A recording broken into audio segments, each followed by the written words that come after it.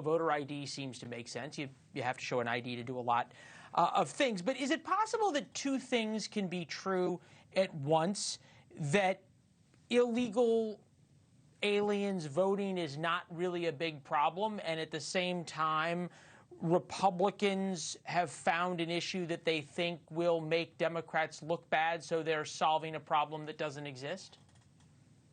Well, Leland, the way you phrase that is actually a little tough for me to wrap my head around it. It doesn't matter how big or small the problem is. Illegals should not be voting in our elections. And that's exactly why we have brought forward legislation, and we are calling on Senate Leader John Thune to bring this to the floor of the Senate and have this vote and to nuke the filibuster in the process, or having a standing. Well, there's a lot of things that he needs to do.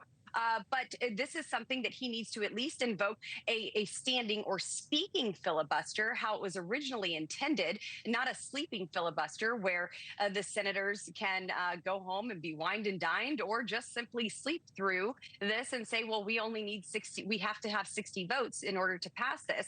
I and many other colleagues of mine have been calling on John Thune to bring this to a vote. This is very simple. We want to require individuals to present eligible. Why don't you think he's doing that?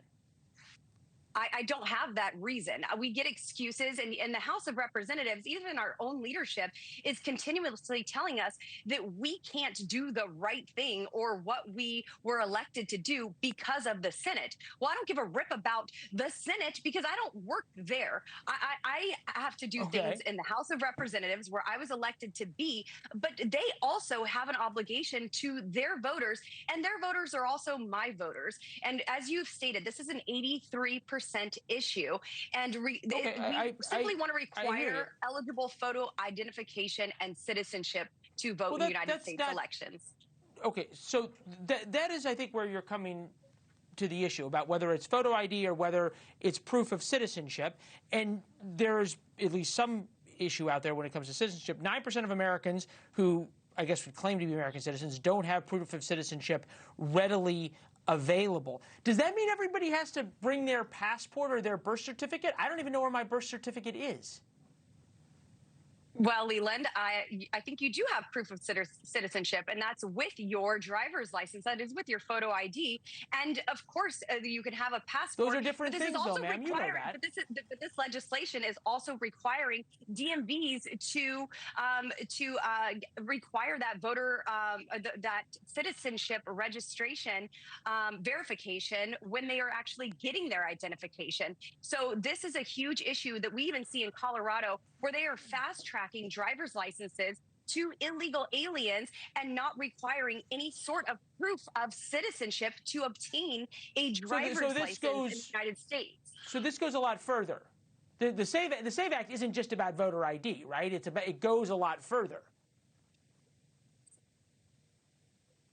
So we have seen so many incidences now with CDL drivers who are illegal and who are killing American citizens, and then just regular drivers who are doing the same. So this certainly could solve a larger issue, but we want proof of citizenship to vote in United States elections. And certainly I believe that these government agencies, including the DMV, should have a citizenship requirement that is directed to establish this process for applicants that do not have documentary proof due to any other reasons. So this is something that we absolutely need to do to have United States citizens let me just voting ask one in more United States question. elections.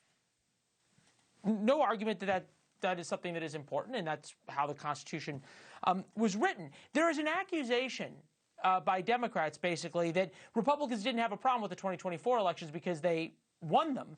But now suddenly, when it certainly seems as though Republicans' polling is not very good, that they're terribly concerned about how the election will be fraudulent. I don't think this is a new issue. This is not a new issue for Republicans, and we have been saying that we want to clean up our voter rolls. And I certainly think that there were still elements of fraud. I think that there were illegals voting in our election. You think there were elements of fraud in 2024? I don't think that there was. There certainly were issues that we can look into and investigate. This isn't because we won or we lost. No, you need to hear the whole answer though here, Leland.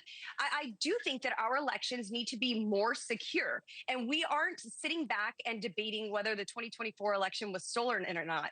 And when you look at 2020, you had hundreds of thousands of ballots that went out illegally. You had voter boxes, you had mail-in ballots that went out absolutely illegally. I appreciate it. I try to live in the present, not in 2020. But thank you very much. It's good to see you. Until y'all talk about January 6th, right? Leland, I'll talk to you soon. Well, yeah, you always see that on this program, not who all y'all is, but thank you. It's good to see you.